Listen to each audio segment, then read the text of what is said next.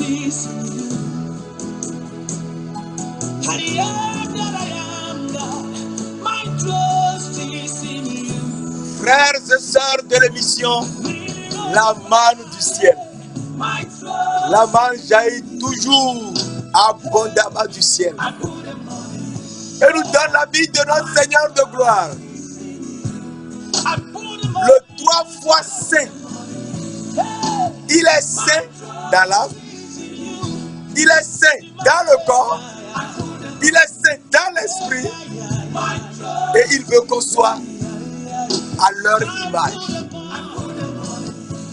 Cette émission est présentée par le serviteur Jules Komla Sossou de l'église missionnaire Philadelphie de Christ à Lomé, au Togo. Et nous sommes tellement contents de partager cette parole avec toi, mon frère, ma soeur, afin que tu saches que le Dieu de gloire, le Père Tout-Puissant, il t'aime tellement qu'il veut que tu sois à leur image et ensuite à leur ressemblance et que tu domines. Mes frères, mes soeurs, il faut qu'on comprenne que Dieu de gloire nous a fait de telle manière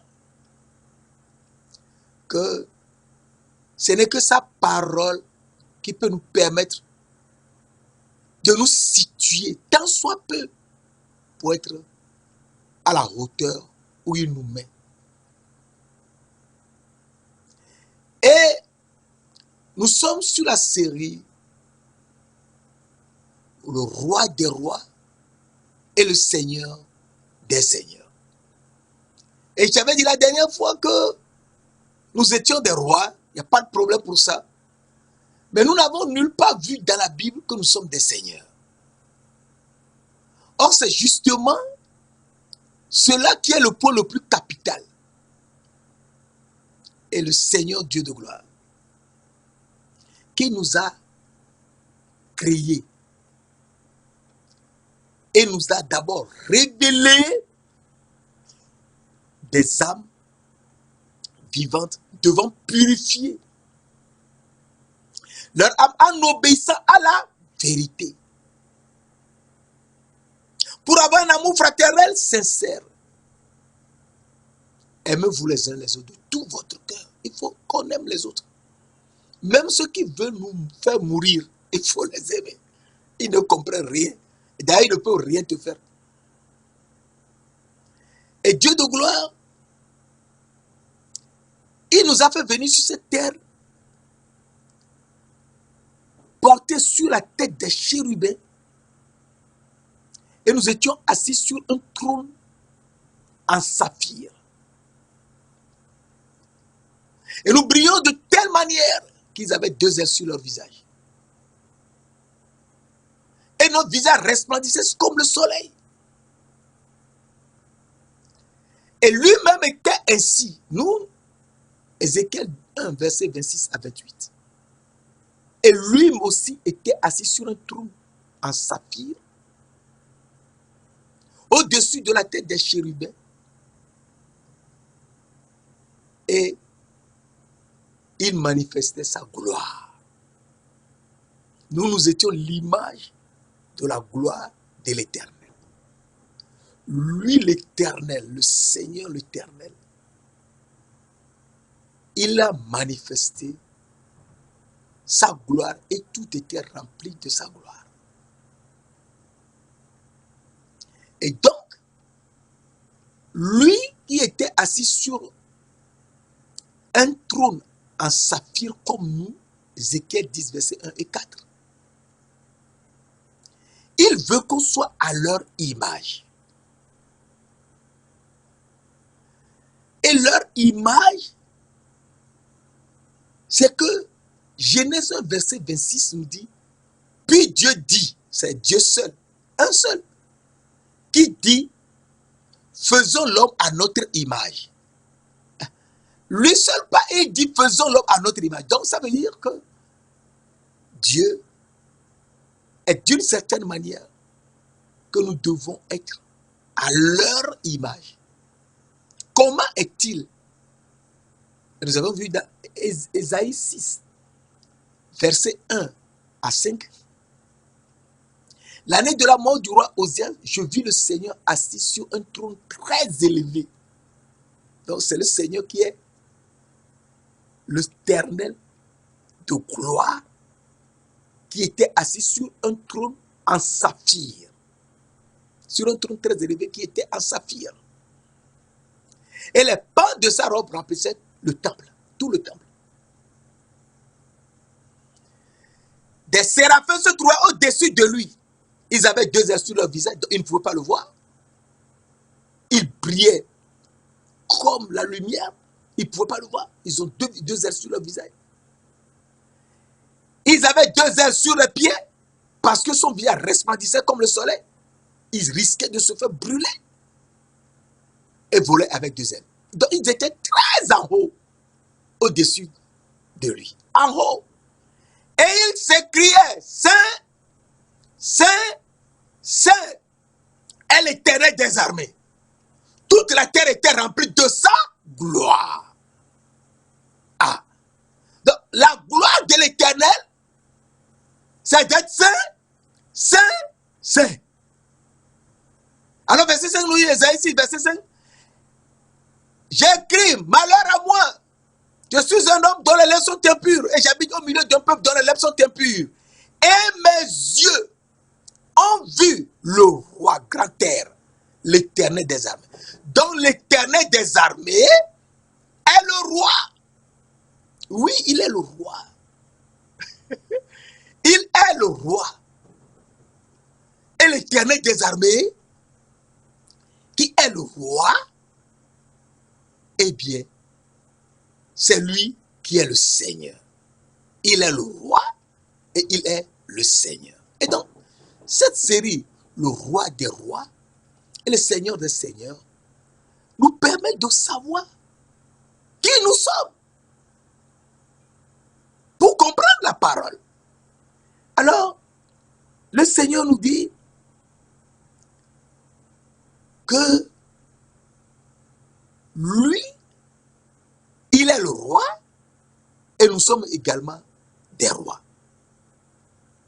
Il est le souverain sacrificateur et nous sommes des sacrificateurs. Et là, à ce niveau,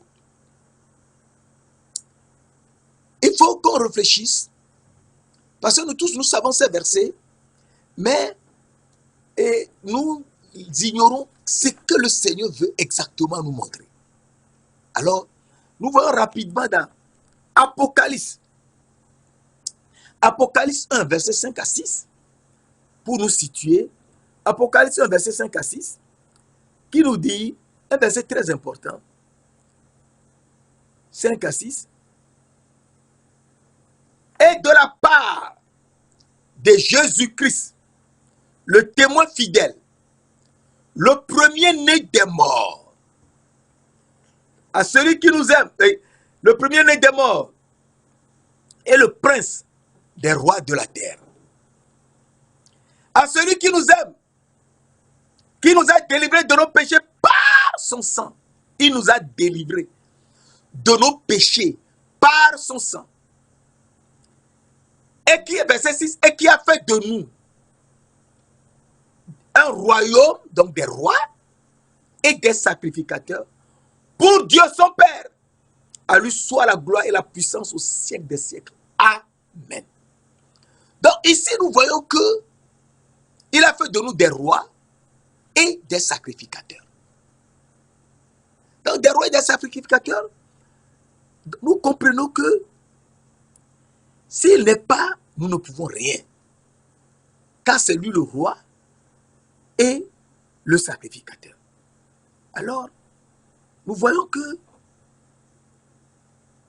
s'il a fait de nous des rois et des sacrificateurs, eh bien, il faut qu'on sache qu'ici, nous sommes des rois, des sacrificateurs. Et qu'est-ce qu'il veut en nous faisant des rois et des sacrificateurs? Alors nous disons dans Apocalypse, toujours Apocalypse 5, verset 10, Tu as fait de nous un royaume et des sacrificateurs pour notre Dieu. Ils régneront sur la terre. Et ils régneront sur la terre. Donc nous régnerons sur cette terre. Oui, nous régnerons sur cette terre.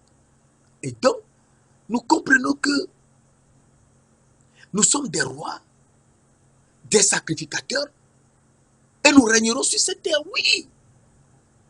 Alors, si nous sommes des rois et des sacrificateurs, il faudrait qu'on sache que lui, qui est le roi des rois et Seigneur des seigneurs, il nous dit, faisons l'homme, Genèse 1, verset 26, faisons l'homme à notre image. Et nous avons vu la dernière fois que leur image, c'est d'être saints dans l'âme. Et nous étions saints dans l'âme avant de venir sur la terre. Nous avons le visage qui resplendissait comme le soleil et des vêtements de lumière. Et les cheveux ne pouvaient pas nous voir, ils mettaient 2 ailes sur le visage. Nous étions saints dans l'âme. Et il nous a soufflé, nous, âmes, dans la poussière de la terre qui a été faite par sa sagesse. Et nous étions devenus des âmes, des êtres vivants. Et donc, c'est l'âme qui existait avant le corps qui devait guider le corps. Ce n'est pas le corps qui doit guider l'âme. Et Dieu a fait la femme à partir du corps d'Adam et a mis dans ce corps l'âme d'Adam et l'esprit d'Adam. Elle a fait venir la femme à l'homme pour être une aide à l'homme. Une aide pour l'aider à cultiver le jardin jusqu'à trouver l'arbre de la vie au milieu du jardin, le manger, en manger le fruit et avoir la vie éternelle.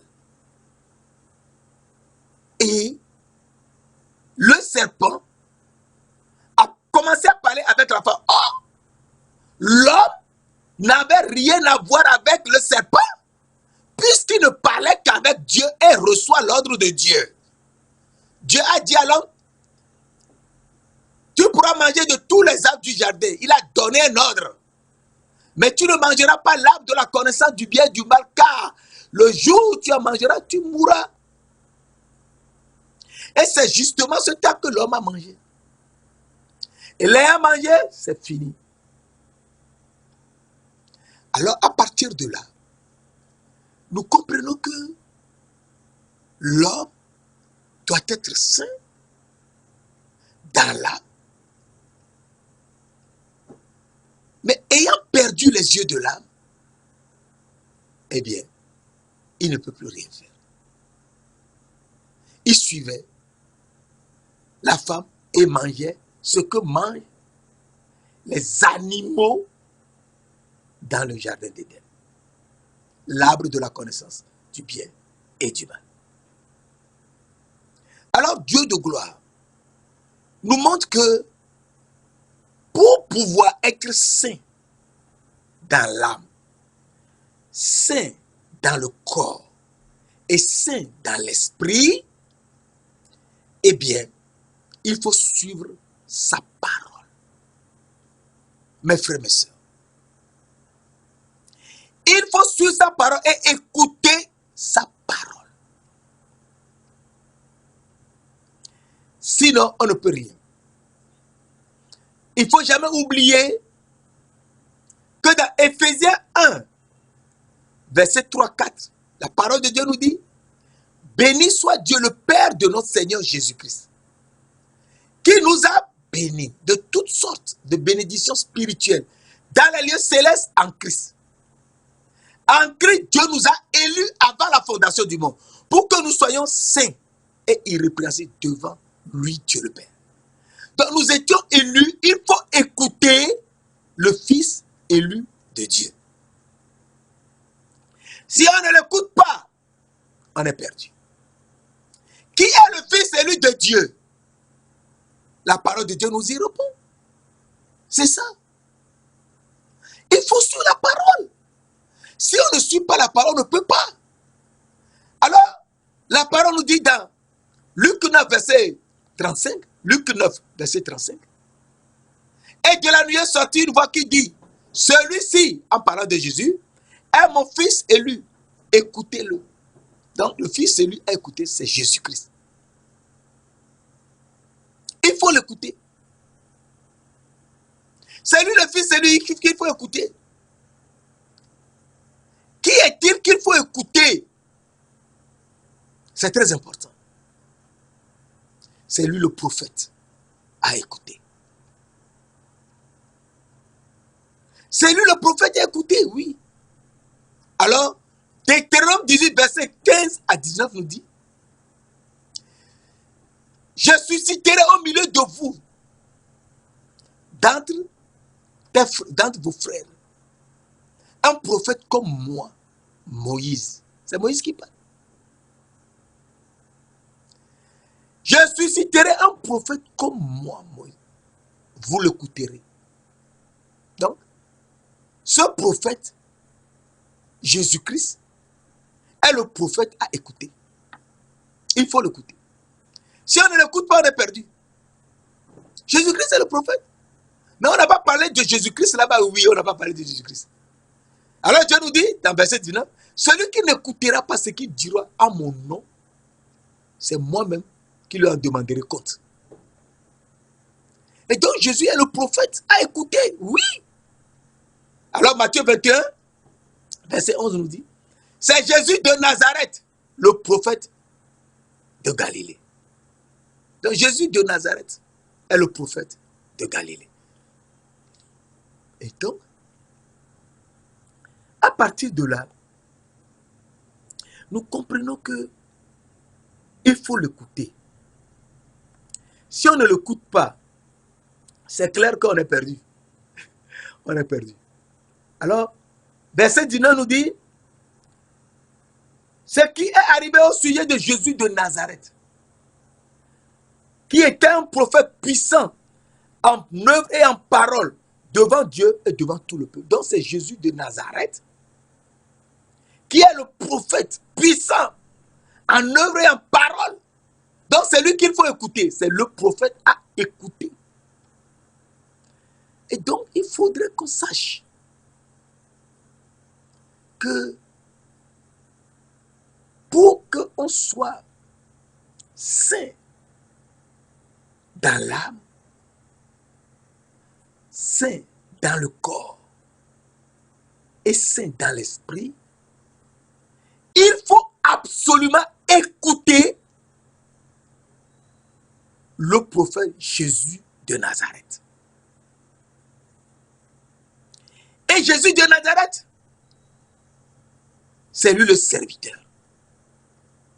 Oui, c'est lui le serviteur. Jésus de Nazareth, c'est lui le serviteur. Et donc, il faut le suivre.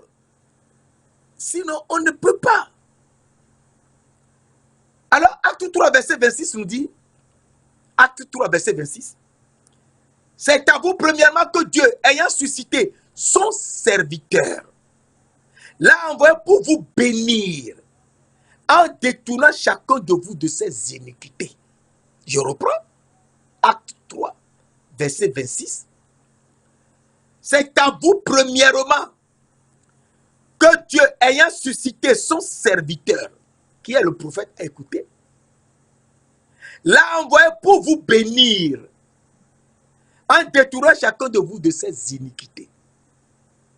Et donc, le prophète est le serviteur qui va nous détourner de nos péchés et que nous ayons la bénédiction de Dieu le Père. Ah, oui, c'est lui. Et la parole de Dieu nous dit dans Acte 4, verset 27, en effet, quand on sait serviteur, ici nous voyons que ce serviteur doit être saint. Quand ton saint serviteur, Jésus que tu as oint, Hérode et Ponce Pilate se sont ligués dans cette ville avec les nations et avec le peuple d'Israël, avec les peuples d'Israël, pour faire ce que ta main et ton conseil avaient arrêté d'avance. Ce n'est pas d'aujourd'hui, c'est avant la fondation du monde. Et maintenant, Seigneur, vois leur menace. Verset 29. Et Seigneur, acte 4, verset 29, maintenant.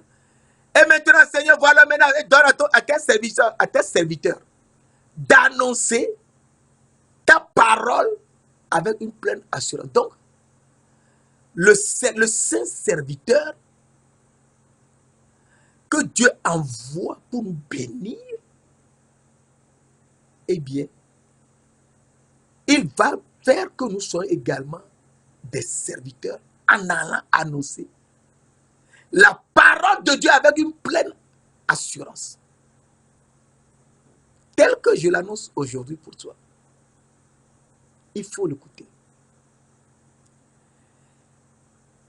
En étendant ta main, pour qu'il se fasse des guérisons, des miracles et des prodiges par le nom de ton saint serviteur Jésus. Et donc, ce n'est pas le nom du saint serviteur Jésus que les miracles s'opèrent. Comme nous-mêmes d'ailleurs, on ne voit pas.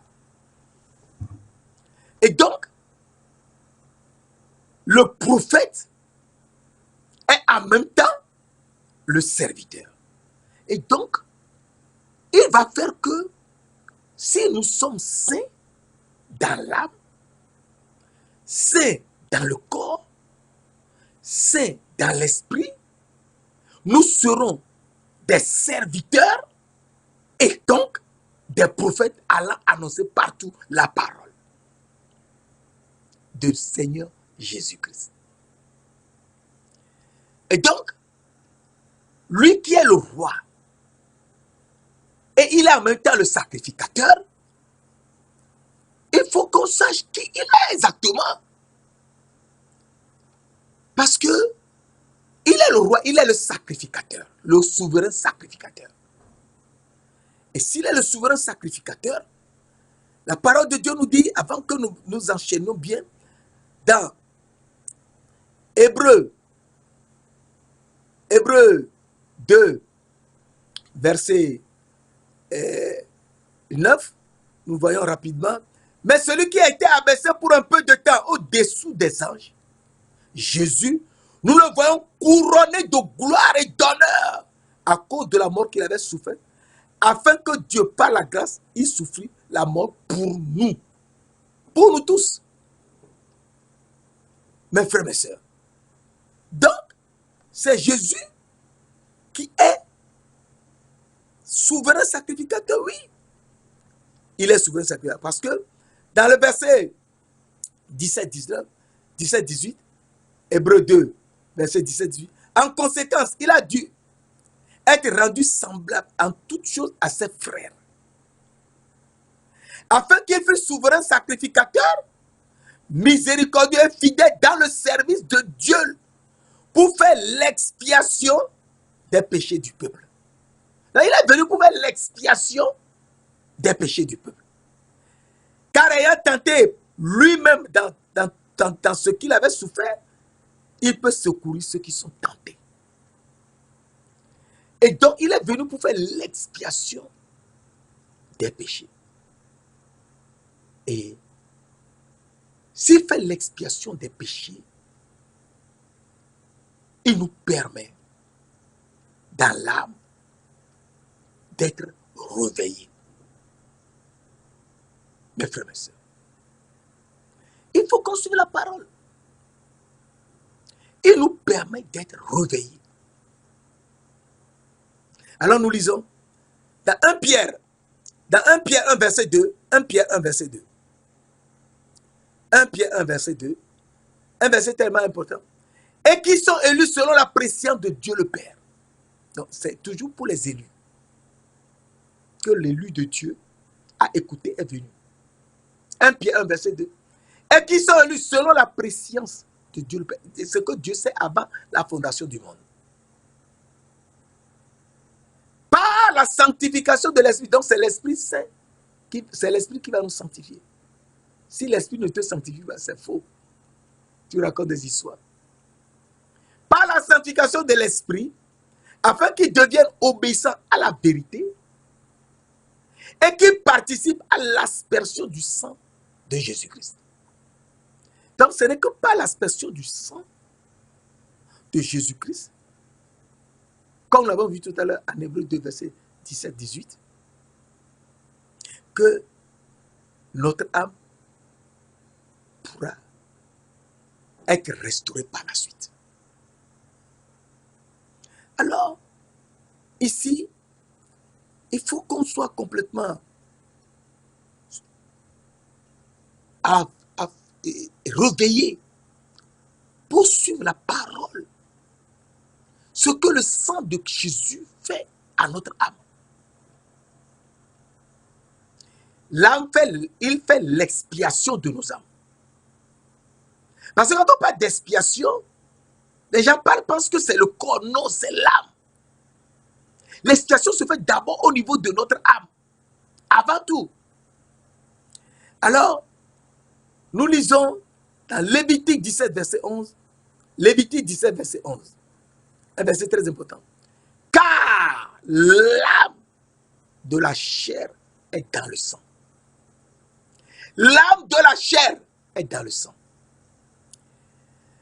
Je vous l'ai donné sur l'autel. Dieu dit, il a donné son âme sur l'autel. L'autel, oui, sur le crucifix, sur la croix. Il fut crucifié comme sur l'autel de bois. Je vous l'ai donné sur l'autel. Il a donné son sang sur l'autel. Afin que son sang servit d'expiation pour nos âmes. Afin qu'il servit d'expiation pour nos âmes. Donc c'est son sang qu'il a fait couler sur le bois. Lorsqu'il était crucifié sur le bois, le sang qui est sorti de son côté, c'est ça qu'il offre sur l'autel. Afin que son sang servit d'expiation pour nos âmes. Car c'est par l'âme que le sang fait l'expiation. Donc, son sang va faire l'expiation de nos âmes. Et ensuite, purifier notre âme. Notre âme doit être, le sang de Jésus doit d'abord expier les souillures d'Adam et Ève dans notre vie, avant de nous purifier. Purifier notre âme des souillures d'Adam et Ève, des souillures du jardin d'Éden, où nous portons des habits d'animaux. Ce n'est que le sang qui va faire l'expiation. Et nous nous réveillons. Et ensuite, maintenant, l'eau sortie de son côté à la croix va nous purifier. C'est deux choses. Hein? Le sang d'abord fait l'expiation. Ensuite, l'esprit prend l'eau pour nous purifier. Et enfin, l'esprit pour nous purifier à la Pâque. Et à partir de là, nous savons que notre corps, notre âme, pardon, est purifié des souillures d'Adam et des malédictions de Canaan. Malédiction que son grand-père Noé avait prononcée sur Canaan, un petit enfant de 4 à 5 ans. Et nous libérer de ces souillures, de ces malédictions. Et à partir de là, eh bien, nous devenons une nouvelle création. Et quand nous devenons une nouvelle création, les choses anciennes passent. Et l'Esprit de Dieu, eh bien, fait que nous sommes des agneaux sans défaut. Et des agneaux sans défaut, eh bien, nous buvons ensuite l'eau paisible, l'eau de vie, qui est le sang de Jésus, de l'agneau sans tache. Et nous devenons également des agneaux sans tache dans le corps. À partir de là, l'Esprit de Dieu nous crée de nouveau et nous donne l'intelligence de Jésus-Christ. Nous verrons tout cela par la suite. Et nous savons que il faut que notre âme soit complètement restaurée. Et pour cela, il faudrait que le Seigneur, Dieu de gloire, nous apprenne à avoir sa sagesse. Si nous n'avons pas la sagesse de Dieu, nous ne pouvons jamais être saints dans l'âme. Jamais. Alors, il faut suivre la parole de Dieu. Jésus-Christ est la parole de Dieu. Et il est venu avec la grâce et la vérité. Et c'est cette parole seulement que nous devons suivre en étant des serviteurs et des prophètes. Alors, il est la parole de Dieu. Nous devons comprendre que lui qui est saint, le Père est saint, il est le Père. Moi et le Père, nous sommes un. Jean 10, verset 30. Mais la parole de Dieu nous dit, dans Jean 17, verset 11, Jean 17, verset 11, un verset très important que nous aimerons partager quand même. Jésus dit, je ne suis plus dans le monde. Et ils sont dans le monde. Je vais à toi. Père Saint, donc c'est le Père Saint. Garde en ton nom ce que tu m'as donné, afin qu'ils soient un, comme nous sommes un. Moi et le Père, nous sommes un. Jean 10, verset 30. Donc, le Père doit nous garder en son propre nom, au nom de Jésus-Christ, afin que nous soyons un, comme ils sont un. Donc, nous serons un avec Dieu, le Père et Jésus-Christ. Cela veut dire que l'homme et la femme deviendront une seule chair. Donc nous serons l'épouse de Jésus-Christ. Nous serons l'épouse de Dieu. Nous serons l'épouse de Christ, l'agneau de Dieu. Et nous serons l'épouse de l'Esprit de Dieu. Nous serons un. Et à partir de là, le Père est saint. Christ aussi doit être saint. Oui. Christ est le Saint de Dieu. Jean 6, verset 68-69. Nous lisons dans 6, verset 68-69. Un verset très important. Simon-Pierre lui répondit, Seigneur, à qui irons-nous? Tu as les paroles de la vie éternelle. Nous avons cru, dans Jean 6, verset 69. Nous avons cru et nous avons connu que tu es le Christ, le Saint de Dieu. Donc, nous avons vu le Père Saint. Le Christ est le Saint, le Christ est aussi le Saint de Dieu. Eh bien, il reste l'Esprit. Dans Jean 14, verset 26, l'Esprit, que nous voyons rapidement. Mais le Consolateur, Jean 14, verset 26, Mais le consolateur, l'Esprit Saint, que le Père enverra en mon nom, au nom de Jésus-Christ, vous enseignera toutes choses et vous rappellera tout ce que je vous ai dit avant de partir. Donc Jésus est Dieu le Père et il est Dieu l'Esprit.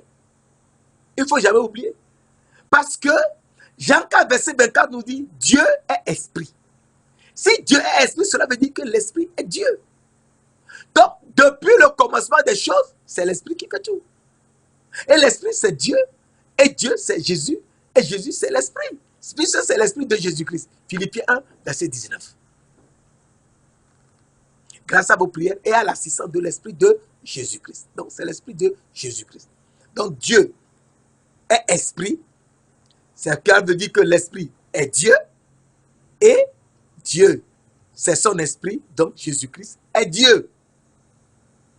À partir de là, nous voyons comment Dieu est saint. Le Père est saint. Christ est le Saint de Dieu. Et l'Esprit est saint. Qui va nous enseigner toutes choses. Et donc, il faudrait que Dieu le Père est saint dans l'âme. Dieu est l'âme de Dieu. Parce que Jean 1, verset 18 nous dit, personne n'a jamais vu Dieu. Dieu le Père, personne n'a jamais vu. C'est l'âme. Le Fils unique qui est dans le sein du Père est celui qui l'a fait connaître. Si le Fils unique est dans le sein du Père, le Fils unique est l'âme de Dieu. Ok.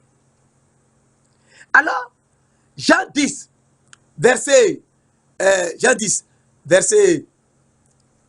38 nous dit, Jean 10, verset 38, que nous lisons rapidement. Jean 10, verset 38 nous dit, mais si je l'ai fait, quand même vous ne me croyez point, croyez à ces œuvres, afin que vous sachiez que le Père est en moi.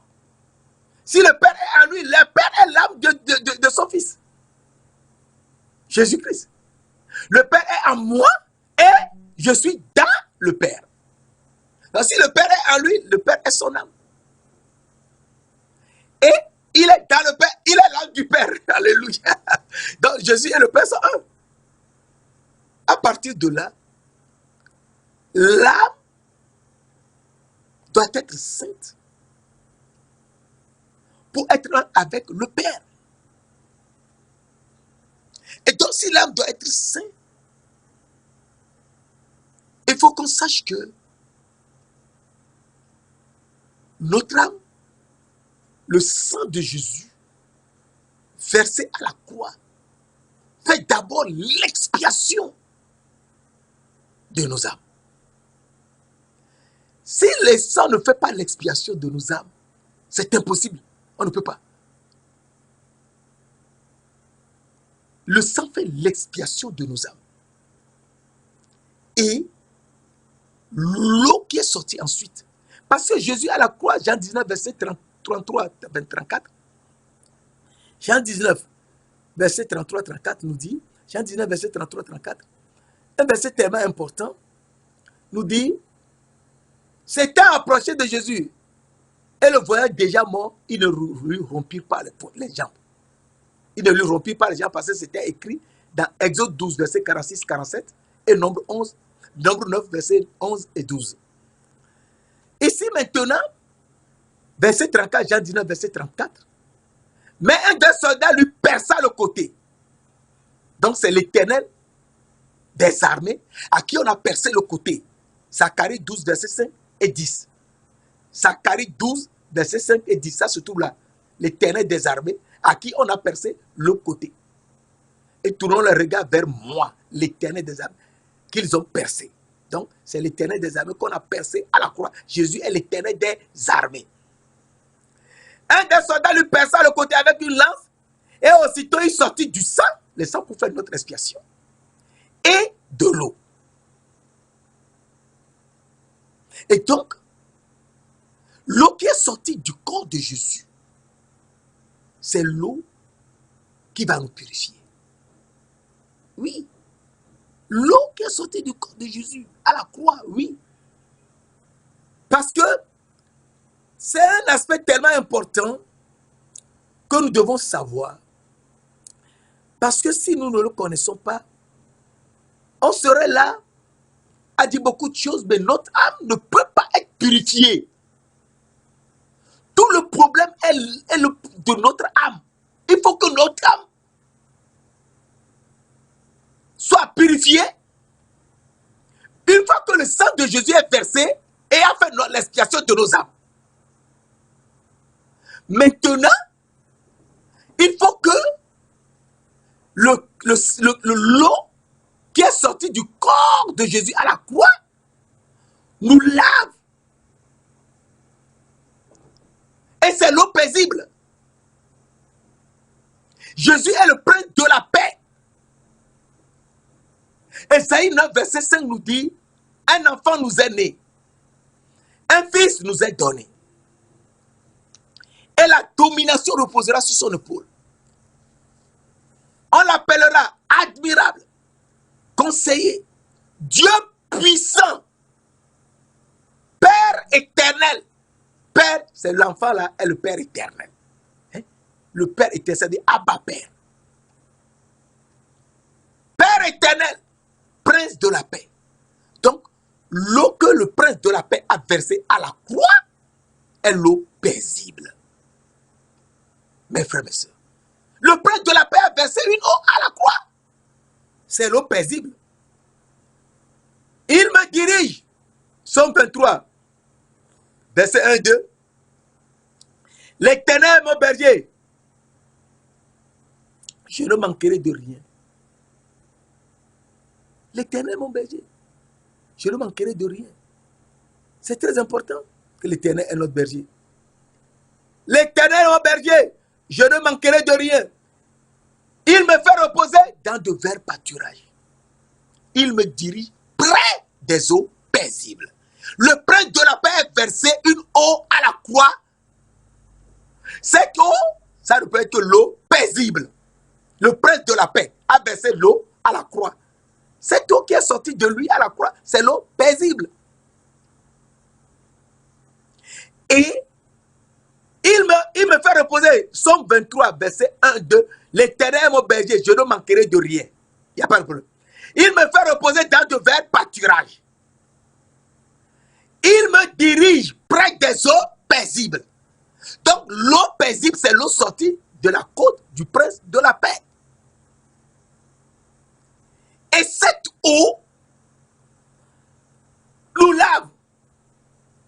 Et c'est l'Esprit de Dieu qui nous permet d'être lavés. Mes frères et sœurs. Alors nous lisons dans Jean, 1 Jean 5, verset 6 à 8. 1 Jean 5, verset 6 à 8. C'est lui, Jésus-Christ, qui est venu avec de l'eau et avec du sang. Ah. Il est venu avec de l'eau et avec du sang. Non seulement, non avec de l'eau seulement, mais avec l'eau et avec le sang. Et c'est l'Esprit qui rend témoignage. Car l'Esprit est la vérité. Verset 7. Il y en a trois qui rendent témoignage. Verset 8. L'Esprit, l'eau et le sang. Et les trois sont d'accord. Donc Jésus est venu. Il a versé l'eau d'abord. Il a versé d'abord le sang pour faire l'expiation de nos âmes. Ensuite, maintenant, l'Esprit prend l'eau du prince de la paix, l'eau paisible, et nous purifie notre âme avec cette eau. Alors, on est perplexe. Oui, c'est ça. Jésus a versé le sang et l'eau à la Pâque. Mais à la Pentecôte, quelque chose s'est passé. Acte 2, verset 16 à 18 nous dit, Acte 2, verset 16 à 18, mais c'est ici ce qui a été dit par le prophète Joël. Dans les derniers jours, je répandrai de mon esprit. Voici ce qui a été dit dans les derniers jours, dit Dieu. Dans les derniers jours, je répandrai de mon esprit sur toute chair. Vos fils et vos filles prophétiseront. Vos jeunes gens auront des visions et vos vieillards auront des songes. Verset 18. Oui, sur mes serviteurs et sur mes servantes, dans ces jours-là, je répandrai de mon esprit et ils prophétiseront. Les serviteurs et les servantes. Ils prophétiseront. Oui. Il répandra son esprit sur nous, oui. Et l'esprit qu'il répandra, eh bien, va prendre l'eau à la Pentecôte, donc, va prendre l'eau pour nous purifier. Purifier notre âme. Mes frères, mes sœurs, ici, c'est tellement important de savoir que ce n'est que le Seigneur Dieu de gloire, le Tout-Puissant, qui, étant l'Esprit, lui-même, Dieu est Esprit. Il ne faut jamais oublier. Jean 4, verset 24. Dieu est Esprit. Et Dieu, c'est Jésus-Christ. Donc Jésus-Christ est Esprit. Il faut savoir que dans Ézéchiel 36, verset 25 nous dit, nous allons faire la partie, normalement on doit lire de verset 25 à verset 27, mais nous prenons juste la partie A, Ézéchiel 36, verset 25, pour faire la purification d'abord de nos âmes. Ézéchiel 36, verset 25, je répandrai sur vous une eau pure dans l'esprit, l'eau et le sang que nous avons lu dans 1 Jean 5, verset 6, 7 et 8. Eh bien, l'esprit va répandre sur nous l'eau pure à la Pentecôte. C'est ça, c'est ce qu'on appelle la Pentecôte. Et il va se passer quelque chose. Je répandrai sur vous une eau pure. Dans l'eau que Jésus a versée à la croix, qui est l'eau paisible, c'est l'eau pure. Que le Saint-Esprit à la Pentecôte va prendre l'eau que Jésus a versée à la croix le jour de la Pâque. C'est cette eau que l'Esprit va prendre à la Pentecôte pour nous purifier. Je répandrai sur vous une eau pure et vous serez purifiés. Je vous purifierai de toutes vos souillures et de toutes vos idoles. Et donc, il faudrait que, avant de pouvoir être saint dans l'âme, il faudrait que le Seigneur Dieu de gloire, l'Esprit Saint, nous purifie avec l'eau paisible, qui est l'eau pure. Et là, il nous purifiera de nos souillures. Quelles sont ces souillures? Les souillures sont les 7 péchés d'Adam et Ève. Les souillures sont les 7 péchés d'Adam et Ève. Ce n'est pas possible. Oui, c'est possible. Les 7 péchés d'Adam et Ève. Et ces 7 péchés d'Adam et Ève, il faut les connaître. Alors, Exode 20 nous dit, et nous irons bientôt à la fin, Exode 20, versets 13 à 17, nous dit, tu ne tueras point. Les 10 commandements de Dieu. Tu ne tueras point. Mais Caïn a tué Abel, il ne faut jamais oublier. Genèse 4, verset 1 à 8. Caïn a tué Abel parce que l'Éternel Dieu a accepté l'offrande d'agneau que Abel lui avait fait. Or, Abel lui avait fait cette offrande parce qu'il a eu la révélation. Il ne mangeait pas d'agneau à l'époque.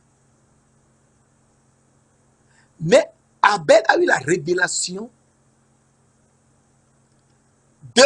d'élever des agneaux et de lui faire une offrande spéciale avec l'agneau qu'il va tuer avec leur graisse et les brûler. Et Abel a fait cette offrande à Dieu. Caïn, de son côté, a fait l'offrande avec les fruits, les beaux fruits de la terre, ce que la terre donne.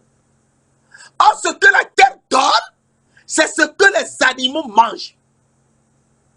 Et nous avons mangé l'arbre de la connaissance du bien et du mal et nous étions devenus comme des animaux, mangeant ce que les animaux mangent.